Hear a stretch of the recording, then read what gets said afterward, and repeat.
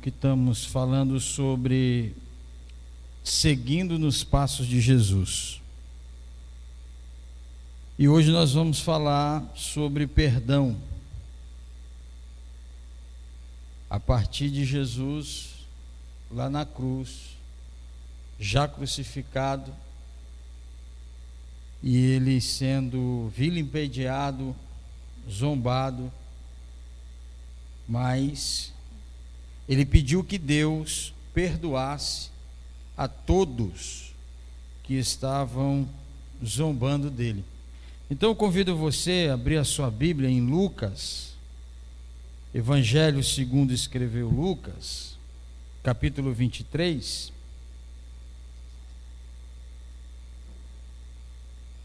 A partir do versículo de número 27.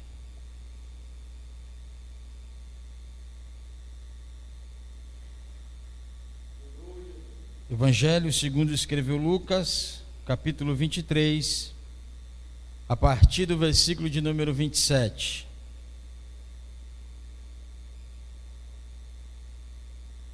Diz assim o texto: Seguia-o numerosa multidão de povo, e também mulheres que batiam no peito e o lamentavam.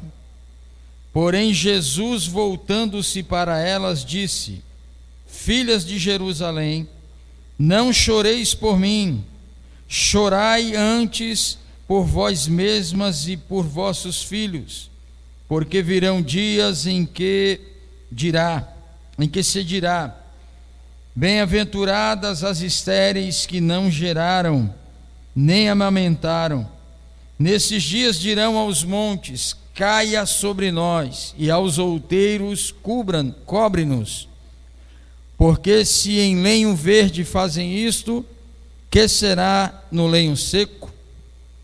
E também eram levados outros dois, que eram malfeitores, para serem executados com ele. Quando chegaram ao lugar chamado Calvário, ali o crucificaram, bem como aos malfeitores, um à direita, outro à esquerda. Contudo, Jesus dizia: Pai, perdoa-lhes, porque não sabem o que fazem. Então, repartindo as vestes dele, lançaram sortes. O povo estava ali e a tudo observava. Também as autoridades zombavam e diziam: salvou os outros, e a si mesmo se salve, se é de fato o Cristo de Deus o escolhido. Igualmente os soldados o escarneciam, e aproximando-se, trouxeram-lhe vinagre, dizendo: Se tu és o rei dos judeus, salva-te a ti mesmo. Também sobre ele estava esta epígrafe em letras gregas, romanas e hebraicas: Este é o rei dos judeus. Um dos malfeitores crucificados blasfemava contra ele, dizendo: Se tu és o Cristo, salva-te a ti mesmo e a nós também. Respondeu-lhe, porém, o outro, repreendendo-o, dizendo: Nem ao menos temes a Deus, estando sob igual sentença? Nós, na verdade, com justiça, porque recebemos o castigo que os nossos atos merecem, mas este nenhum mal fez. E acrescentou Jesus: Lembra-te de mim quando vires no teu reino. Jesus lhe respondeu: Em verdade te digo que hoje estarás comigo no paraíso. Amém, amados? Queridos, a história mais triste, mais dolorosa, mais contundente de toda a humanidade foi a crucificação de Cristo. Primeiro porque não havia cometido crime algum. Jesus não havia cometido pecado algum. Jesus não tinha transgredido a lei, ao contrário, Jesus andava segundo o padrão da lei. Nós nos lembramos que quando foram cobrar o imposto, ele mandou ir até a margem do mar, ali estaria um peixe, na boca do peixe estaria o imposto. Então ele estava o quê? Obedecendo a lei. Mas quem incentivou a Cristo, aliás, quem incentivou a perseguição, o ódio, a crueldade, tanto dos governantes como dos religiosos da época, foi os próprios sacerdotes, os próprios doutores da lei, aqueles que ministravam no templo. Porque Jesus ele veio com uma contracultura diferente daquela que já estava estabelecida. Durante 400 anos Deus está em silêncio com o seu povo, não há profeta, não há juiz, não há sacerdote. O culto é interrompido, Deus não fala com o seu povo, e Cristo ele nasce dentro desse, no final ele veio quebrar o silêncio de Deus dos 400 anos para o seu povo. E ele chega num cenário onde a religião já estava estabelecida e completamente corrompida. Nós vamos ver que quando Jesus ele vai fazer a entrada triunfal no domingo de Ramos, depois que ele entra pelas portas de Jerusalém, Jesus chora sobre Jerusalém, dizendo: Jerusalém, Jerusalém, que mata os seus profetas. Logo após Jesus, ele entra dentro do templo e expulsa os cambistas que estão lá dentro, fazendo negociata, os sacerdotes que estavam vendendo os elementos do sacrifício na porta do templo. O comércio estava estabelecido, a casa de Deus havia virado covil de ladrões e salteadores. E Jesus, indignado então, ele expulsa à base de chicotadas todos os comerciantes que estavam dentro do templo. E isso veio gerar ódio, porque Jesus estava acabando com um grande comércio que deixava muita gente rica. E isso gerou ódio dos principais homens da lei. E a partir daí, então, eles procuraram um jeito para acusar Jesus de alguma coisa que o levasse a ser condenado, ser preso e ser crucificado. E é o que é interessante, irmãos, que quando a gente olha no capítulo de número 23, aliás, a partir do capítulo 22, do versículo 47 a seguir, nós vamos ver que Jesus ele está no Getsêmani, ele é preso no Getsêmani, ele é levado do Getsêmani perante Pilatos, e o próprio Pilatos diz o seguinte: eu não encontro nenhum dolo, nenhuma culpa, nenhum erro nesse homem, para que eu tenha que haver que julgar. Então Pilatos envia Jesus para Herodes. E quando a gente lê o texto, a partir do versículo de número 8 do capítulo 23, nós vamos ver que Herodes, ele está dando uma festa no palácio, e quando chegam com Jesus lá, a reação de Herodes é interessante, porque não é uma reação de ódio, é uma reação de alegria, porque Herodes queria conhecer quem era aquele que estava causando tanta coisa dentro da cidade, né? Porque os únicos que falavam mal de Jesus eram os religiosos, não o povo. O povo elogiava Jesus, o povo contava os feitos que Jesus fazia, o povo contou da multiplicação do pão e do peixe, o povo contou sobre o milagre da restauração da vista do cego Bartimeu, O povo contou sobre a conversão de Zaqueu quando Jesus foi ter na casa dele. O povo contava das maravilhas que Jesus fazia, ao contrário dos sacerdotes e dos doutores da lei, que diziam que Jesus blasfemava, dizendo que ele era o Filho de Deus, o Filho do Deus vivo. Dizia que era rei dos judeus, e dizer que era rei dos judeus naquela época era um problema, porque já havia império, já havia rei, para que outro rei? Então era um desafio. Então a intenção dos religiosos naquela época é fazer com que as autoridades que havia naquela época se irassem e viessem com violência para cima do nosso Cristo. E interessante que nem Pilatos, nem Herodes encontra culpa em Jesus. Ao contrário, Herodes, meio bêbado, embriagado, manda colocar vestes reais em Jesus Cristo e manda Jesus de volta para Pilatos.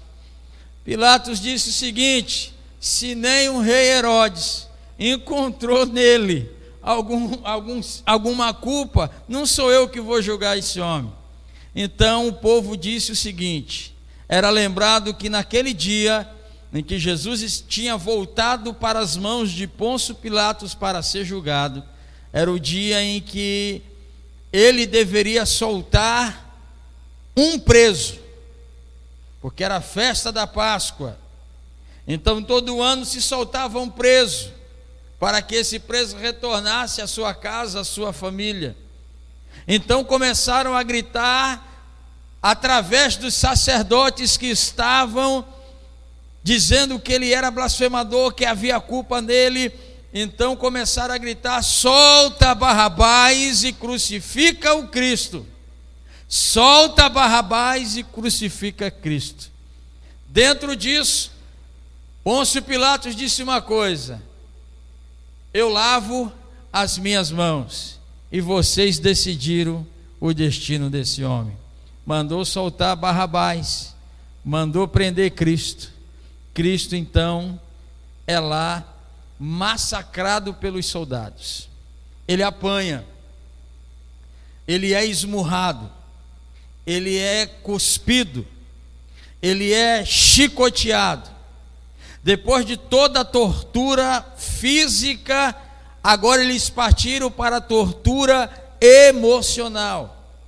Quando zombavam dele dizendo: tu não és o rei dos judeus, cravaram então na sua cabeça uma coroa de espinhos. E não feliz com isso, ainda pegou um caniço e bateram em cima da coroa para que o espinho cravasse no crânio de Jesus.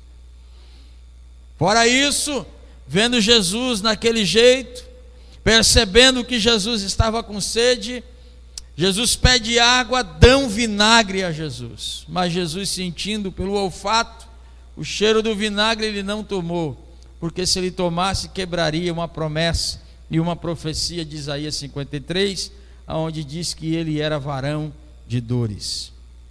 Agora perceba que em tudo isso, Jesus se manteve firme, Jesus se manteve intacto diante de uma pressão psicológica, física e emocional. Ele resistiu àquilo. Ele poderia guardar dentro de si o ódio. Ele poderia, como filho de Deus, pedir para que o Pai enviasse miríades de anjos para terminar com aquele sofrimento. Mas ele fez ao contrário, ele continuou cumprindo a sua missão, aonde o texto profético diz que, como ovelha muda que vai para o matadouro, Jesus também estava assim, indo para o matadouro em silêncio. Sofreu, padeceu de todas as formas as agressões mais cruéis, um tribunal falso, uma acusação falsa, um castigo não merecido, mas ele continuou seguindo a sua missão. E é interessante, irmãos, que era festa em Jerusalém. Era festa em Jerusalém. Era Páscoa.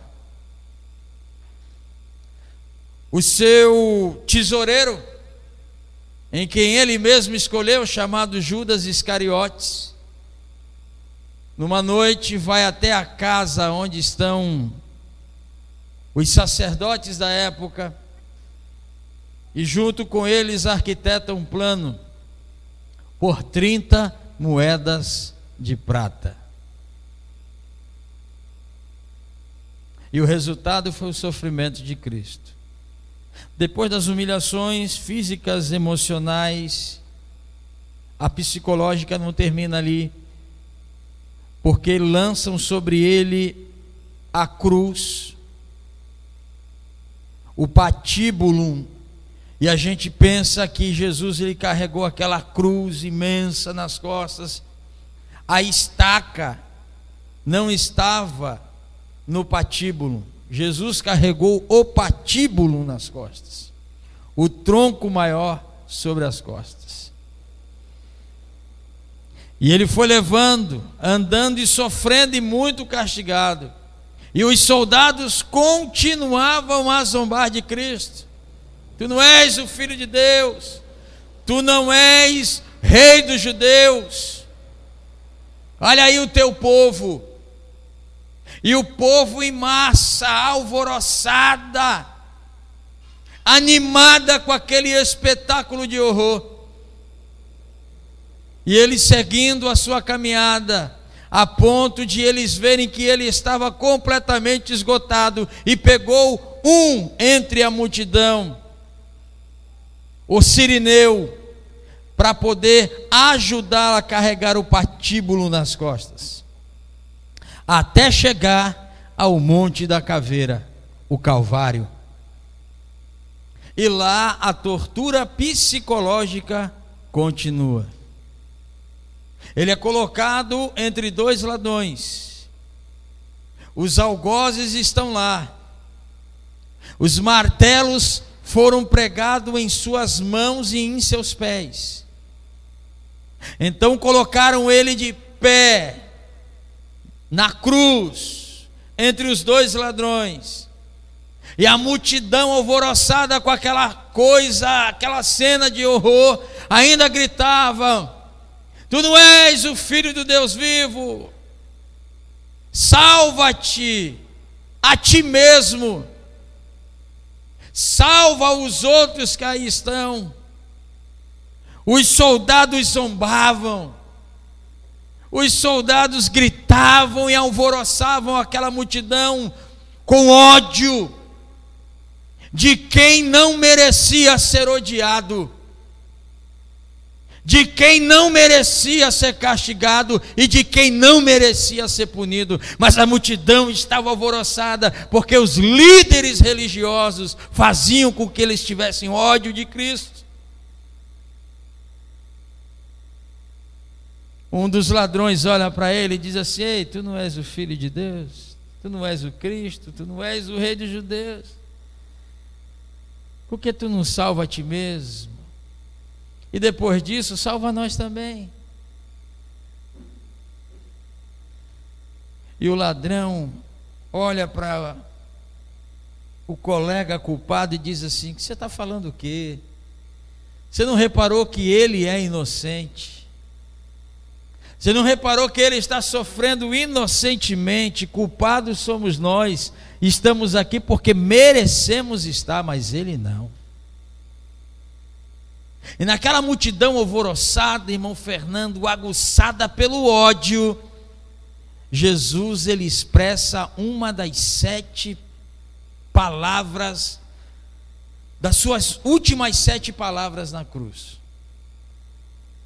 Ele diz: Pai, perdoa-lhes este pecado, porque eles não sabem o que estão fazendo. Irmão, como pode perdoar alguém que lhe tortura física, psíquica e emocionalmente.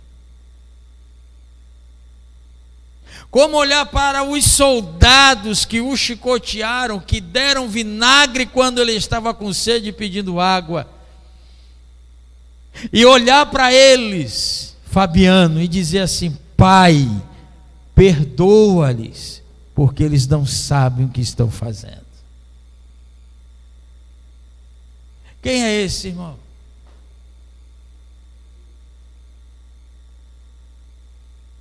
Quem é esse que fez isso e fez para que os seus seguidores também fizessem? E é interessante que Jesus, ele é um mestre, ele é um professor, ele é um líder. E eu tenho o costume de dizer que o líder não começa na cadeira. Uma boa liderança se começa com uma bacia com água e uma toalha.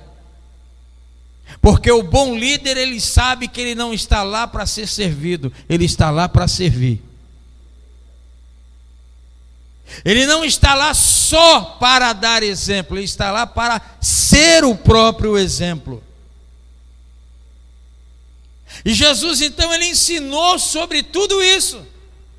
Quando a gente lê o capítulo 5 de Mateus, Jesus está falando da bem-aventurança, que é a cultura do céu, que é a contracultura da terra. Porque na terra feliz quem é rico, no céu feliz é quem é pobre. Na terra, no mundo, feliz é os que dão risadas, que se alegram, que sorriem. Mas no céu, feliz são os que choram. Aqui na terra, feliz é aqueles que vivem em paz, ainda que essa paz seja falsa, seja aquela política da boa vizinhança. Não mexe comigo que eu não mexo contigo, porque senão farinha pouco o meu pirão primeiro. Mas Jesus diz que felizes são os que são perseguidos, caluniados, amaldiçoados pelos outros. Agora, o mestre que ensina é o mestre que vai mostrar na prática o que ele ensinou. Você entendeu ou não? Você entende isso? Então é impossível nós dizer assim, dizermos assim: eu sou um cristão, eu sou um discípulo de Jesus, opa, eu sou salvo, eu sou regenerado, estou convertido. E no primeiro momento que Deus libera o teste, nós somos reprovados. O cristão, ele não tem que viver na falsa aparência da política da boa vizinhança, irmão. Porque a política da boa vizinhança, ela não é verdadeira, ela é falsa. Eu não tenho que viver fazendo política de boa vizinhança. Eu tenho que ser aquilo que eu fui chamado para ser. E aquilo que eu fui comprado pelo sangue de Cristo para ser. Luz do mundo, sal da terra. E o problema que nós vivemos hoje é simplesmente esse, irmãos. Nós queremos ser perdoados, mas temos a dificuldade de perdoar. Uma pergunta básica hoje: quem aqui era merecedor do perdão de Deus? Mas parece que na lógica nós éramos, né? Parece. Porque se nós erramos com alguém, nós já temos a dificuldade de ir pedir perdão. Mas mesmo com essa dificuldade, a gente vai porque a gente quer receber o quê? Perdão. Não é verdade? Mas quando nós somos ofendidos, é aí que está o negócio.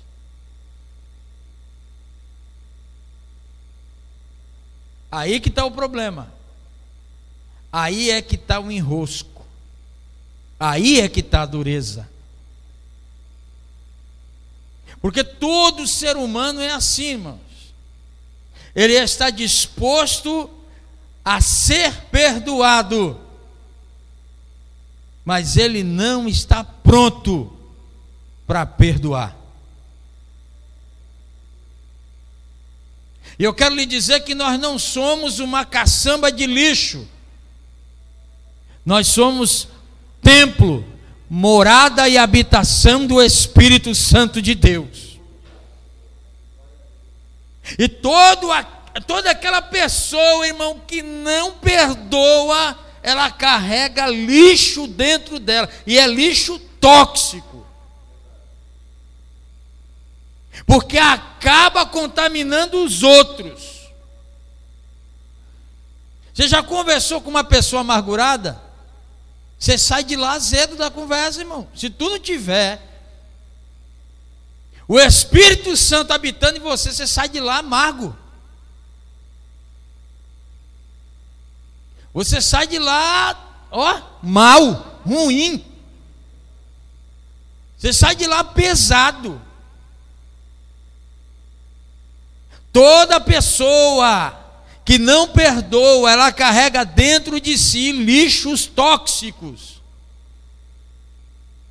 Ódio, rancor, ira, amargura, desejo de vingança. E ela confunde vingança com justiça. E justiça nunca foi vingança. Vingança não tem nada a ver com justiça. E é lindo que Tiago fala para a igreja. É lindo. Que é necessário que a gente se abstenha dessas coisas. Largue essas coisas. Deixe essas coisas para lá. Porque já não somos os mesmos. Cristo habita em nós, ou pelo menos deveria habitar. Eu não posso entender alguém que diz: eu sou a habitação do Espírito, eu sou discípulo de Jesus, e não ser como Ele é. Não ter as ações, não ter as atitudes que Ele teve. Me diga uma coisa, irmãos, se por uma palavra você consegue odiar alguém, imagine se você passasse pelo processo que Cristo passou. Só me responda isso.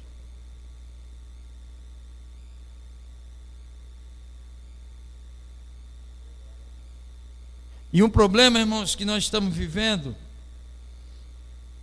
é o engano de achar que se eu não perdoar, ainda que eu tenha se batizado em águas, ainda que eu tenha esteja participando da Santa Ceia do Senhor com os irmãos, eu estou salvo. Ou que eu tenha que esperar Deus tratar comigo primeiro, para que eu então vá solucionar o problema e pedir perdão. Mas essa participação, irmãos, não pertence a Deus, é nossa. Eu não tenho que esperar Deus fazer em mim algo que eu já tenho a consciência de que isso só vai mudar no momento em que eu for resolver a situação. Vou fazer campanha de jejum para Deus arrancar isso de mim. Ou vou subir no monte, vou ficar lá 40 dias comendo pão e água, e Deus tem que tirar esse negócio de mim, irmãos. Se o Espírito Santo, através da palavra, não conseguiu fazer isso, está mal, está ruim,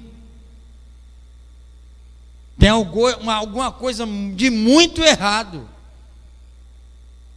Eu não sei se o dono da casa está do lado de fora pedindo para alguém abrir a porta, porque ele não está lá dentro. Tem outro morador, menos o dono.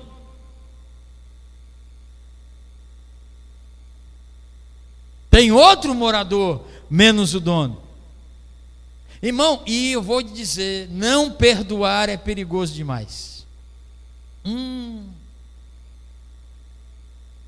Não perdoar é um problema, irmão. Não perdoar é um problema. Se não, acompanhe comigo Mateus.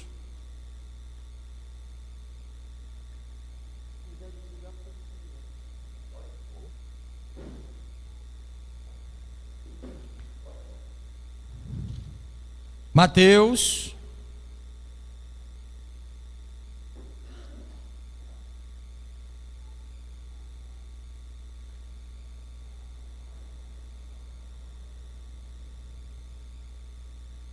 capítulo de número 5,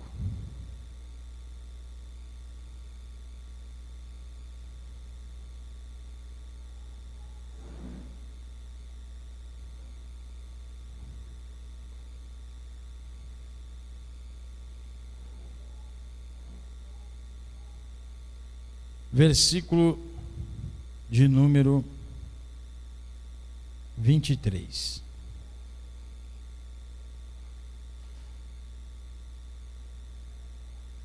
Se, pois, ao trazeres ao altar a tua oferta, ali te lembrares de que teu irmão tem alguma coisa contra ti, deixa perante o altar a tua oferta, vai primeiro reconciliar-te com teu irmão, e então, voltando, faze a tua oferta. Entra em acordo sem demora com teu adversário, enquanto estás com ele a caminho, para que o adversário não te entregue ao juiz, o juiz ao oficial de justiça, e sejas recolhidos à prisão. Em verdade te digo que não sairás dali enquanto não pagares o último centavo.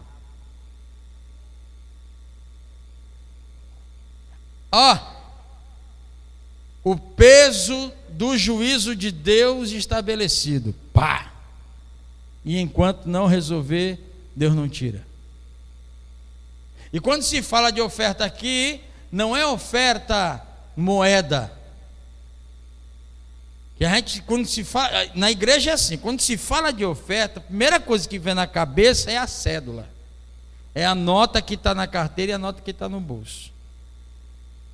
Compreenda uma coisa, irmãos, que o nosso culto é uma oferta ao Senhor. Então o que está dizendo? Se eu estou carregado de ressentimento contra alguém, e estou vindo oferecer essa oferta ao Senhor, e se eu ter a consciência que há alguém contra mim, que tem alguma coisa contra mim, eu não oferto. Eu vou resolver a questão primeiro. Depois de resolvida, eu volto a oferecer a minha oferta. Aí sim, Deus receberá. Porque enquanto não fizer, Deus não recebe. Você acha que é o que, irmãos? Que a ausência da manifestação dos sinais e milagres nas igrejas hoje. Não estou falando as que fabricam um milagre. Estou dizendo isso. As que fabricam milagre para obter o lucro. Não estou dizendo isso. Estou falando em um culto onde Cristo está presente, onde há enfermos, há a promessa de cura. Amém, irmão? Se você ler a Bíblia, você vai entender isso daí. Não estou falando de eu gerar, criar ocasiões. Não, não é isso. Não é isso. Porque a frieza e a mornidão, a apatia, o desânimo, a fadiga e a fraqueza espiritual estão tomando conta das pessoas que se dizem discípulos de Jesus. Por que está se perdendo o interesse pelas coisas de Deus, pelo culto a Deus? Por que tem que se fazer eventos? Por que tem que se fazer agenda para manter o povo dentro da igreja? Por que você acha, irmão? E com isso acontece o quê, irmão? A falta do quê? Perdão. Parentes que congregam no mesmo lugar não falam um com o outro. Por que há, irmãos, grupos dentro da igreja? Panelinha mesmo. Vou usar a expressão que Paulo usa lá para Coríntio. Quadrilha, facção dentro da igreja. Que um irmão não pode fazer parte daquele grupo, que aquele irmãozinho não pode participar do churrasco do fim de semana, do jantar na casa de fulano de tal, porque não faz parte do grupinho, aqui o grupinho é fechado. Mas na Santa Ceia está lá, eu te amo, irmão.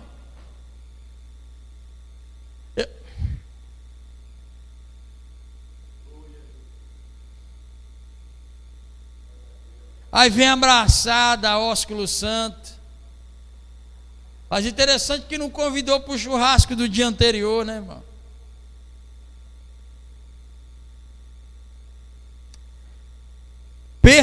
Não perdoar é um problema muito sério, irmão.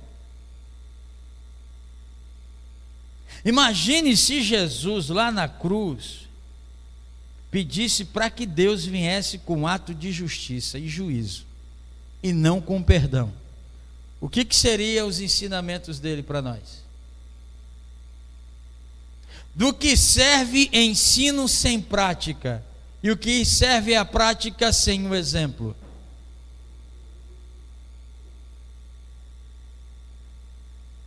Aí Jesus fala sobre a prática do culto, e a gente está se perguntando: essa igreja é fraca demais, o pastor é fraco demais, o pastor tem que orar mais, porque o fogo tem que descer e as coisas tem que acontecer dentro da igreja.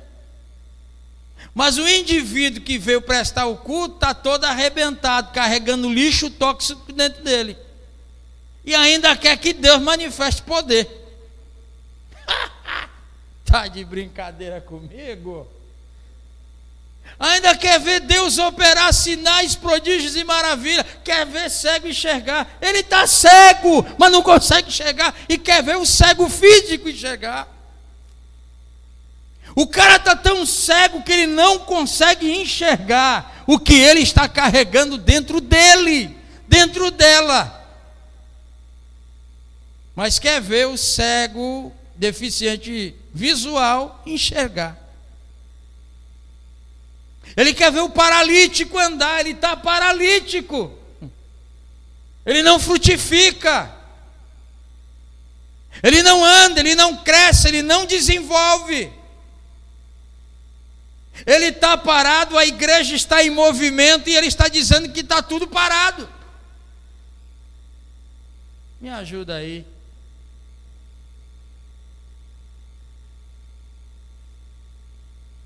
Aí vai dizer: não, preciso orar, eu preciso pedir para o pastor orar por mim, porque esse demônio que está me atrapalhando de eu não obter sucesso, ele tem que sair do meu caminho. Não, do caminho não, é da vida.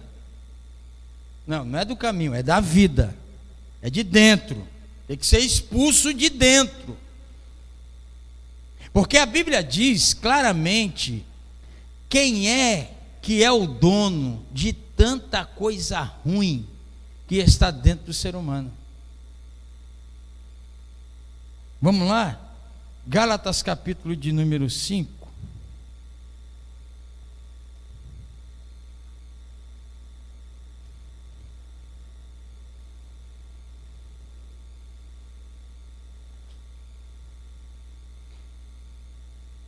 Gálatas capítulo 5, versículos 16 ao 21. Nós vamos fazer uma comparação das obras da carne, tá? E das coisas que estão dentro do coração do homem que ainda não foi regenerado. Então a gente vai entender a origem de tanta coisa ruim. Gálatas capítulo 5, a partir do versículo 16 até o 21, diz o seguinte: digo, porém, andai no Espírito, e jamais satisfarei a concupiscência da carne. Porque a carne milita ou guerreia contra o Espírito, e o Espírito contra a carne, porque são opostos entre si, para que não vos façais o que porventura seja do vosso querer. Se sois guiados pelo Espírito, não estáis sob a lei. Ora, as obras da carne são conhecidas e são prostituição, impureza, lascívia, idolatria, feitiçarias, inimizades, porfias, ciúmes, iras, discórdias, dissensões, facções, invejas, bebedices, glutonarias e coisas semelhantes a estas, a respeito das quais eu vos declaro, como já outrora vos preveni, que não herdarão o reino de Deus os que tais coisas praticam. Agora separa aí, ó, essas ações da carne: inimizade, porfia, que é contenda, ciúmes, iras, discórdias, dissensões, facções e invejas. São essas coisas que é uma ebulição dentro do ser humano, que impede o ser humano de desenvolver um relacionamento sadio com o outro. E é um problema sério, irmão. Principalmente quando se fala aqui de inveja. Se o irmão da igreja está sendo bem sucedido, o desavisado, endemoniado fica com inveja.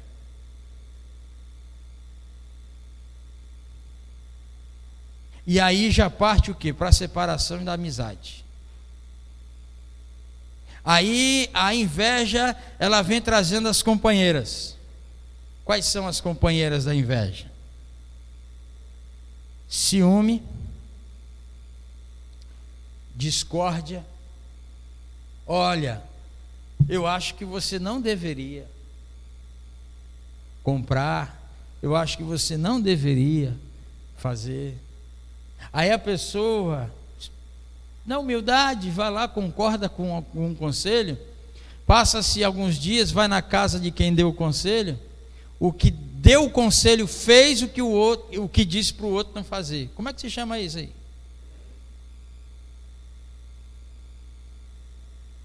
Aí vai trazendo mais o que, irmãos? A ira, discórdia, dissensão. E a pior de todas é essa tal de facção. Porque a peça consegue trazer outras pessoas atrai para si, aí começam a gerar uma perseguição implacável contra o outro. Você se lembra que eu falei assim, toda história tem três lados: o seu, o do outro e a verdade. Então não se preocupe com o que fala de você, mas pode ficar tranquilo que vai chegar o tempo em que o lado da verdade vai aparecer, e o que falaram contra você, que era mentira, vai perder força. Mas difícil vai ser quem criou tudo isso vir até você lhe pedir perdão. Mas você está capacitado a liberar o perdão sobre essa pessoa.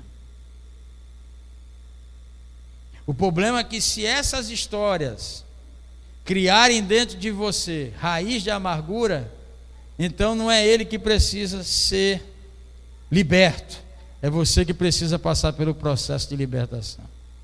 Olha essa frase aqui, irmãos, que eu achei lindo a frase.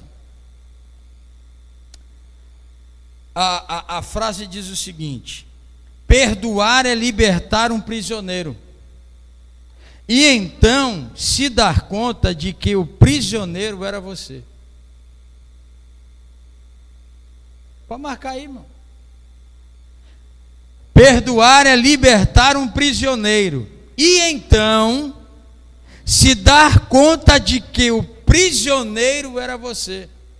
Porque quem perdoa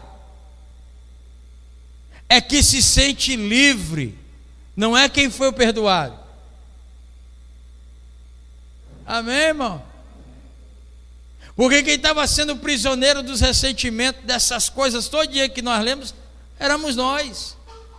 Vamos ver onde é que isso aqui está alojado? Marcos capítulo 7.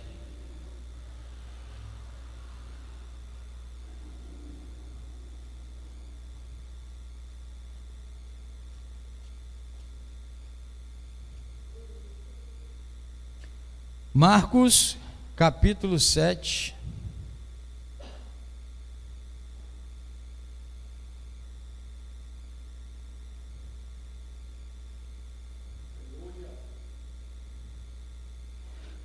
Do versículo 17 ao 23 diz assim: quando entrou em casa, deixando a multidão, os seus discípulos o interrogaram acerca da parábola. Então lhe disse: assim vós também não entendeis? Não compreendeis que tudo que de fora entra no corpo não o pode contaminar? Porque não lhe entra no coração, mas no ventre, e sai para lugar escuso, é no banheiro mesmo.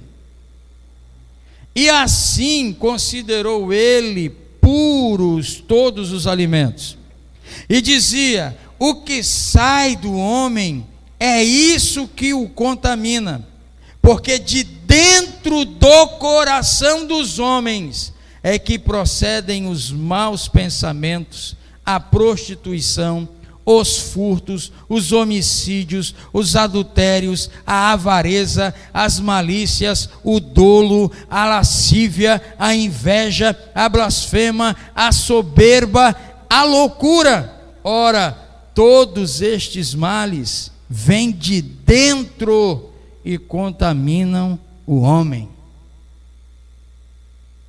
Não é carne de porco. Não é carne de porco. Não é linguiça de porco. Não é peixe de couro. Não, irmão. Não é isso que nos contamina. O que nos contamina já está dentro.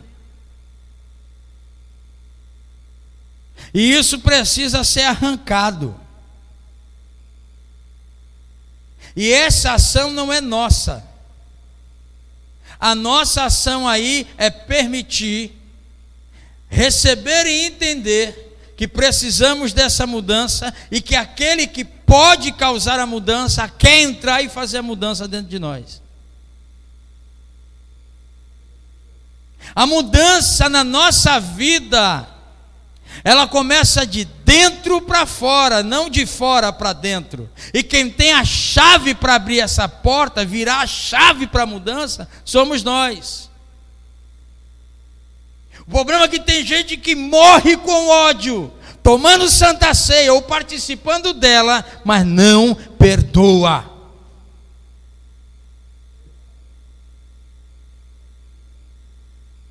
Toma a Santa Ceia para não ficar feio na comunidade. Não, os irmãos vão olhar para mim, o que vão dizer? Aí esquece do que o texto diz. que aquele que bebe e come indignamente torna-se réu do corpo do Senhor. Aí fica fraco, doente e dorme. Olha os efeitos de participar da Santa Ceia indignamente: enfermidade, isso no âmbito físico ou espiritual, fraco, desanimado e, por último, dorme. E essa palavra dormir, a gente precisa saber traduzir ela do original, porque pode falar de afastamento ou de morte espiritual mesmo. Então esses são os efeitos de participar do corpo e do sangue. E a gente acha que Santa Ceia é vir para um culto, comer um pedaço de pão, tomar um pouquinho de suco no cálice e pronto. Não, irmão. Quando Cristo fala assim: eu estou dando o meu corpo partido por vós, a Bíblia diz que a igreja é o corpo místico de nosso Senhor e Salvador Jesus Cristo. Então ele está falando de relacionamento, ele está falando de comunhão entre os santos. E a minha comunhão contigo, ela tem que estar intacta, perfeita e saudável. A gente só lembra do pecado, né, irmão? Pecado que a gente cometeu, deslize que a gente cometeu, e a gente esquece que um dos maiores está aqui: não comungar com o próximo, não amar o próximo, não saber conviver com o próximo. Até nisso a Bíblia nos instrui: suportem-se, suportem-se em amor. Nós somos pessoas diferentes, com mentalidades diferentes, vindos de cultura diferente, com temperamento diferente. Não somos iguais. Um é mais difícil de lidar com o outro. Um é mais calmo, o outro é mais emocional, que é o fleumático. O outro é tempestivo, que é o sanguíneo, sangue nos olhos. E a gente, através do Espírito Santo de Deus e do amor derramado nos nossos corações, precisamos aprender a conviver uns com os outros, com todas as fraquezas, com todas as deficiências. Nós precisamos amar uns aos outros.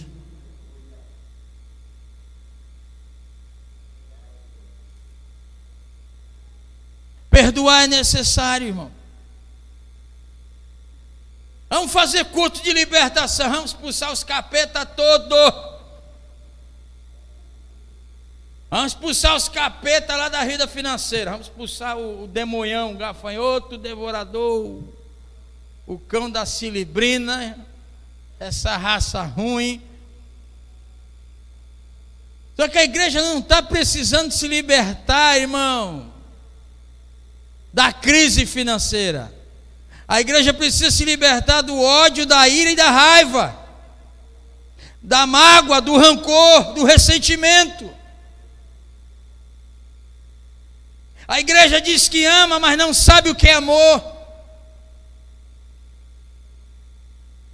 Amar quem me faz bem é fácil, mas a ordem de Deus, a ordem de Cristo, o ensinamento é o seguinte: amar quem nos faz mal, amar quem nos odeia, amar quem nos persegue. E se tiver fome, dá de comer. Se tiver sede, dá de beber. Se tiver nu, põe roupa nele.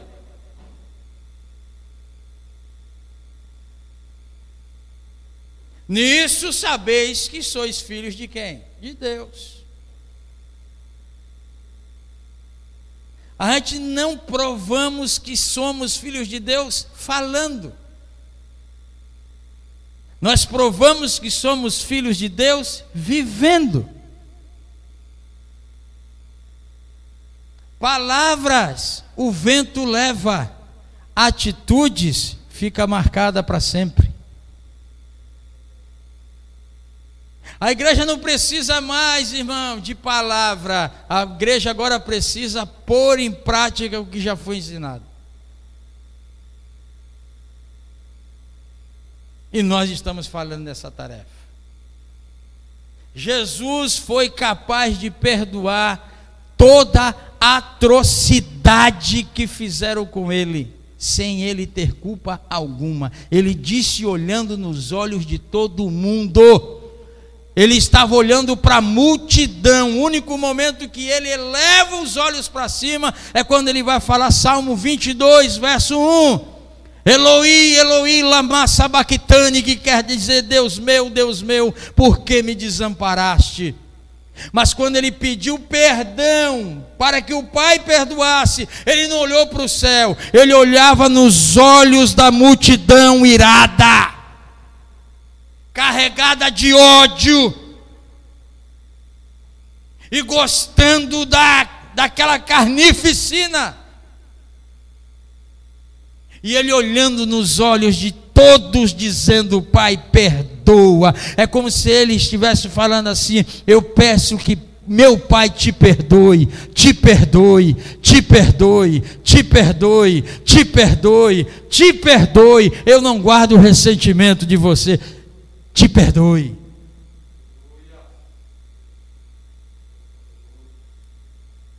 Nós não vamos conseguir seguir os passos de Jesus se nós não pisarmos pelas mesmas pegadas nas estradas em que ele andou.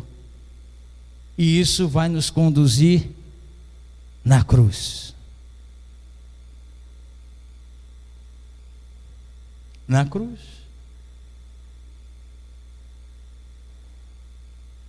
Quero lhe contar uma história e vou terminar. Um certo empresário pediu para um empregado que construísse 2 casas. E então ele deu o projeto, os 2 projetos, os planos para as 2 casas. E ele disse assim: eu quero que você faça do jeito que está aí, não mude nada.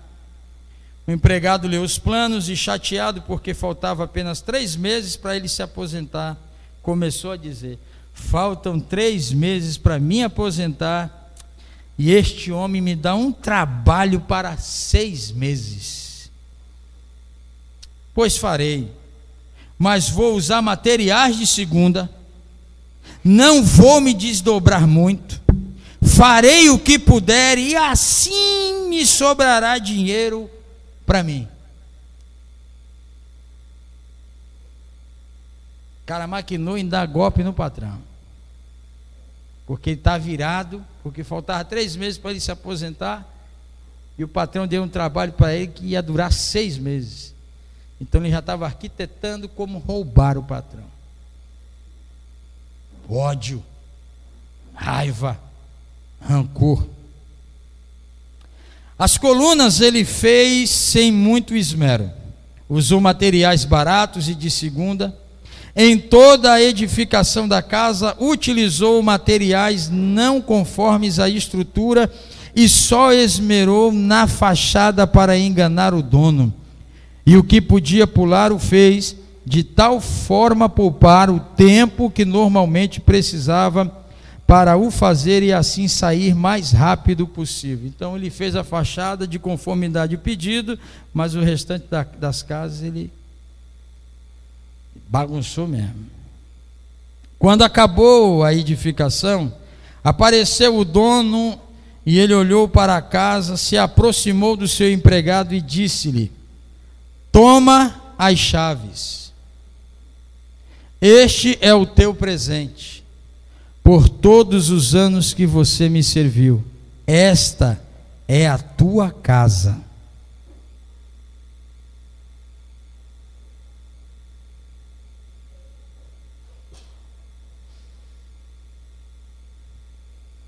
Como você acha que se sentiu este homem ao ouvir aquilo? Ele infelizmente tinha colhido o que havia o quê? Plantado. Tudo o que fizeres, faça com amor, não magoe ninguém, sê um bom exemplo, dá o melhor e você receberá o melhor. A vida é como um bumerangue. Tudo volta para você. O que você lançar, vai vir de volta. Não tem para onde, irmãos. Porque o primeiro cliente que você tem é a sua integridade. E ele não erra na hora de pagar o preço. Por causa da ira, do rancor, do ódio, o cara perdeu de morar numa casa linda, sofisticada e bem construída.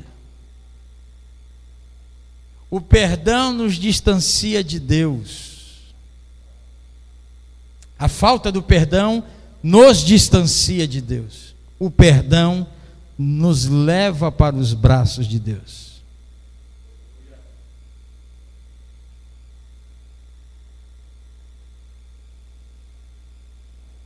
Veja o slide aí.